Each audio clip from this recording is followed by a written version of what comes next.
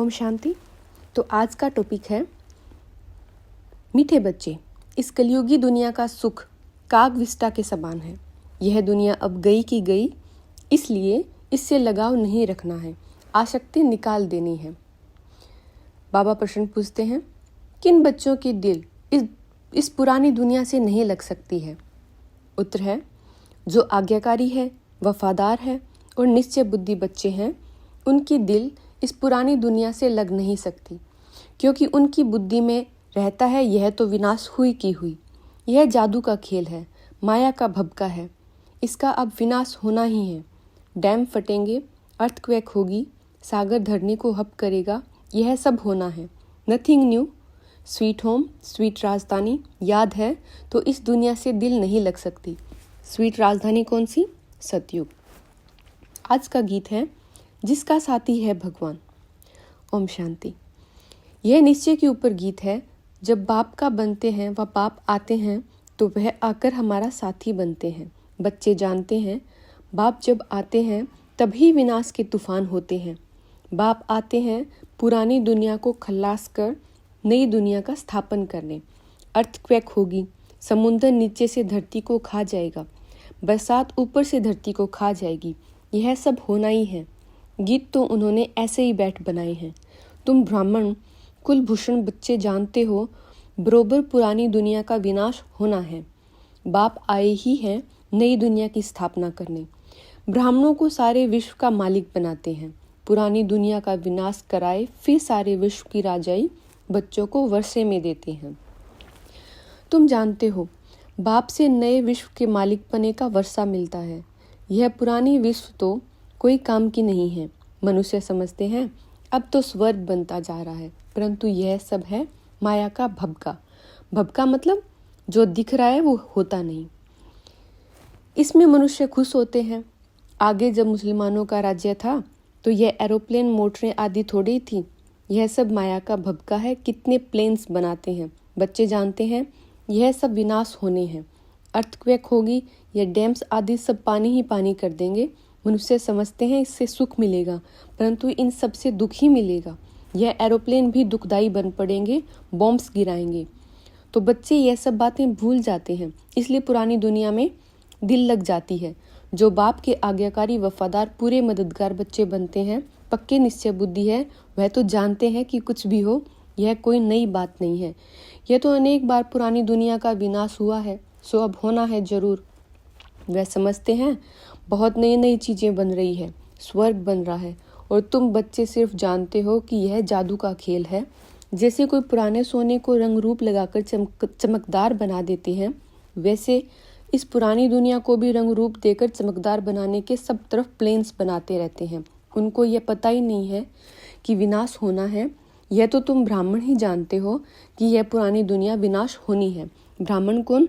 जिसने ज्ञान के स्कूल में अपना एडमिशन ले लिया और जो रेगुलर मुरली पढ़ते हैं, सुनते हैं और धारण करते हैं।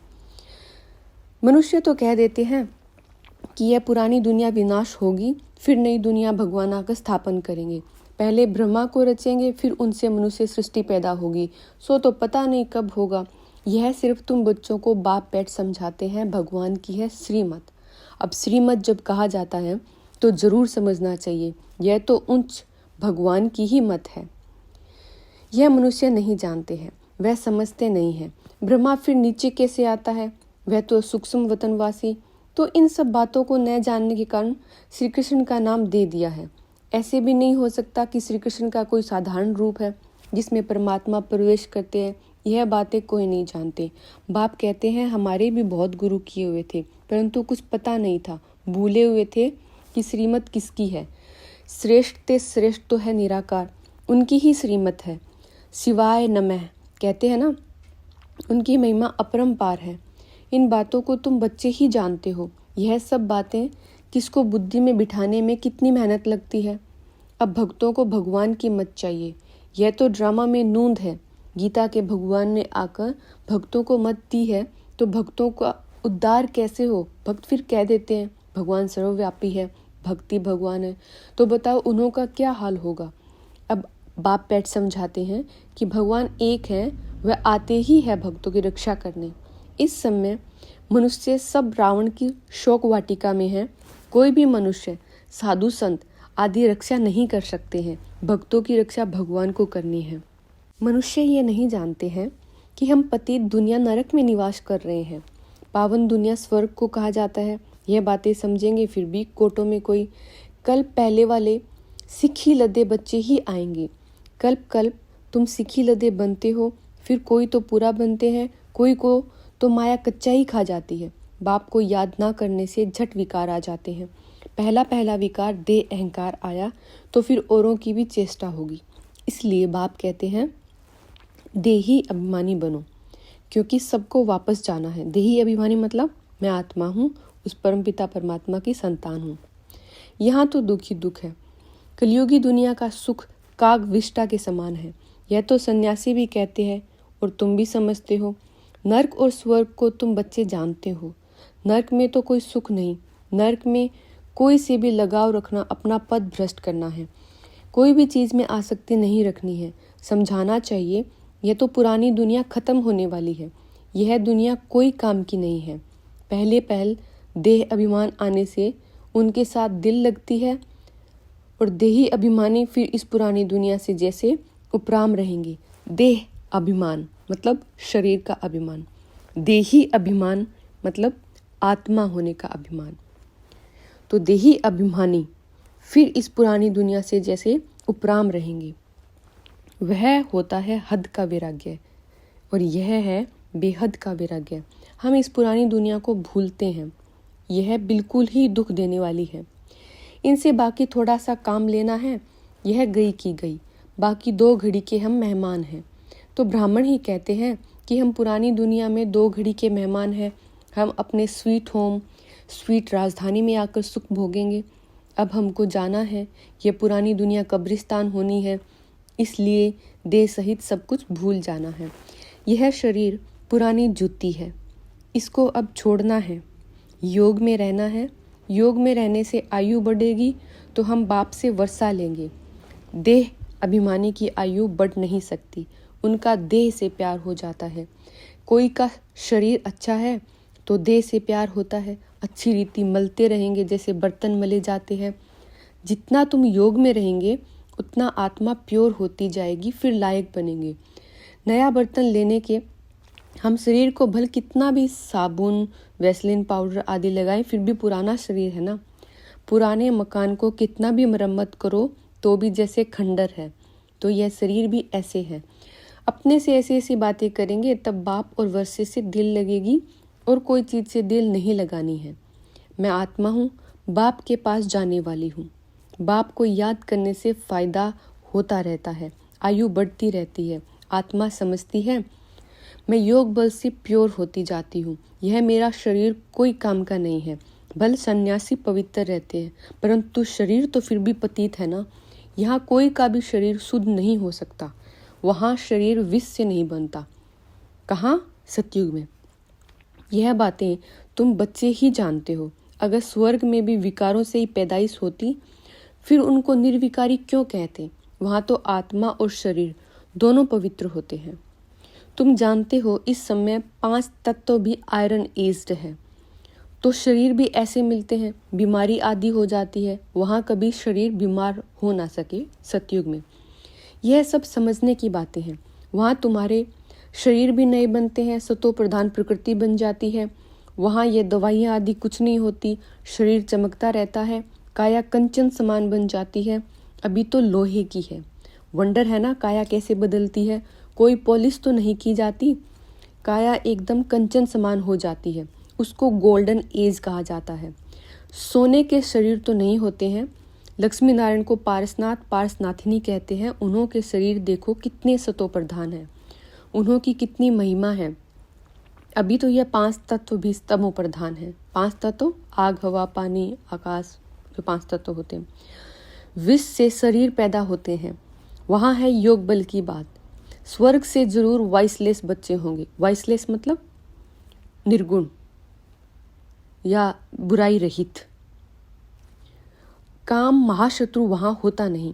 बाप कहते हैं यह काम तुमको आदि मध्य अंत दुख देने वाला है, उनको कहा ही जाता है संपूर्ण निर्विकारी दुनिया, और इसको संपूर्ण विकारी दुनिया कहा जाता है। हर एक के अंदर यह 5 भूत हैं। 5 भूतों पर विजय तब पाते जब सर्वशक्तिमान बाप से योग लगाते हो। जिस योग बल से तुम विश्व के मालिक बनते हो, तो तुम हो इनकॉग्निटो शिव शक्ति सेना। सेना शिव बाबा से योग लगाकर शक्ति ले रही है। वह सर्वशक्तिमान बाप है ही स्वर्ग की राजधानी स्थापन करने वाला गॉडफादर। अभी तुम स्वर्ग के लायक नहीं हो। मैं कल्प कल्प आकर तुम बच्चों को स्वर्ग की राजधानी में राज्य करने के लायक बनाता हूँ। अभी तुम हो नरक के मालिक। मनुष्य कहते भी है फलाना मरा, स्वर्गवासी हुआ। बिल्कुल समझते नहीं हम नरक में है। स्वर्ग का वास्तव में कोई को पता ही नहीं है। कहते हैं जिसके पास धन दौलत बहुत है उनके लिए तो यहाँ ही स्वर्ग है। अरे इतनी बीमारियां आदि लगी पड़ी है, इसको स्वर्ग कैसे कहेंगे? स्वर्ग तो सतयुग को कहा जाता है। कलयुग में थोड़े ही स्वर्ग है। बाप ने समझाया है यह विकारी दुनिया है। हर एक नारी द्रौपदी पार्वती है। हर एक नारी को अमरनाथ अमर कथा सुनाते हैं। यहाँ पर नारी किसे बोला जा रहा है? आत्मा को ही। यहाँ पर आत्मा ही सजनी महारानी नारी आत्मा को ही संबोधित किया जाता है। हर एक नारी को अमरनाथ अमर कथा सुनाते हैं। अमरनाथ जो कथा सुनाने वाला है, जो जिसका ब्रह्मा बाबा का जो तन का यूज किया है शिव बाबा ने। हर एक द्रौपदी नग्न होने से बच जाएगी। यह बातें बेहद का बाप बैठ समझाते हैं। वह है ही वॉइसलेस वर्ल्ड, संपूर्ण निर्विकारी दुनिया। विकार बिल्कुल नहीं। आत्मा आकर प्रवेश करती है तो उस समय गर्भ में बिल्कुल प्योर रहती है। आत्मा भी प्योर आती है, इसलिए उनको गर्भ में भी कोई सज़ा नहीं भोगनी पड़ती है। यहाँ तो सभी को सज़ा मिलती है। अच्छा, मीठे मीठे सिक्की लद्दे बच्चों प्रति माता पिता बाप दादा का याद प्यार और गुड मॉर्निंग। रूहानी बाप की रूहानी बच्चों को नमस्ते। मीठे मीठे सिक्की लद्दे बच्चों का माता पिता बाप दादा को याद प्यार और गुड मॉर्निंग। रूहानी बाप को रूहानी बच्चों की नमस्ते। धारणा। पहली धारणा है इस दुनिया में स्वयं को मेहमान समझना है। देही अभिमानी बन पुरानी दुनिया और पुरानी देह से उपराम रहना है। देही अभिमानी मतलब खुद को आत्मा समझकर परमात्मा की संतान समझेंगे तो अपने आप ही उपराम हो जाएंगे इस दुनिया से। दूसरी धारणा, योग से आत्मा और शरीर दोनों को पावन बनाना है। पुराने शरीर तरफ आकर्षित नहीं होना है, इससे लगाव नहीं रखना है। आज का वरदान है शांति के अवतार बन विश्व में शांति की किरणें फैलाने वाले शांति देवा भव। क्या है? शांति के अवतार बन विश्व में शांति की किरणें फैलाने वाले शांति देवा भव। जैसे छोटा सा फायरफ्लाई दूर से ही अपनी रोशनी का अनुभव कराता है, ऐसी विश्व की आत्माओं व संबंध संपर्क में आने वाली आत्माओं को महसूस हो कि शांति की किरणें इन विशेष आत्माओं द्वारा मिल रही है। बुद्धि द्वारा अनुभव करें कि शांति का अवतार शांति देने आ गए हैं। शांति का अवतार माने हर वो आत्मा जो योग लगा रही है और उनके द्वारा शांति की वाइब्रेशंस चारों तरफ फैल रही है, वो अवतार ही है। चारों ओर की अशांत आत्माएं शांति की किरणों के आधार पर शांति कुंड की तरफ खींची हुई आए। इस शांति की शक्ति का अभी प्रयोग करो। तो एक शक्ति का प्रयोग करना शुरू कर दो। ये शिव बाबा ने आज बोल दिया है शांति की शक्ति का। आज का स्लोगन है जिनका स्वयं पर व्यक्तिगत अटेंशन है वे अंतर्मुखी बनकर फिर बाह्यमुखता में आते हैं। स्वयं पर व्यक्तिगत अटेंशन है, वे अंतर्मुखी बनकर, अंतर्मुखी मतलब सबसे पहले अंदर से समझे कि मैं आत्मा हूँ और उस परम शक्ति की संतान हूँ, फिर बाह्यमुखता में आते हैं। उसके बाद इस शरीर की तरफ अटेंशन देते हैं और इससे जो भी हाथों पैरों और इन इंद्रियों से जो भी कार्य होता है वो कर्म करते हैं। तो ओम शांति।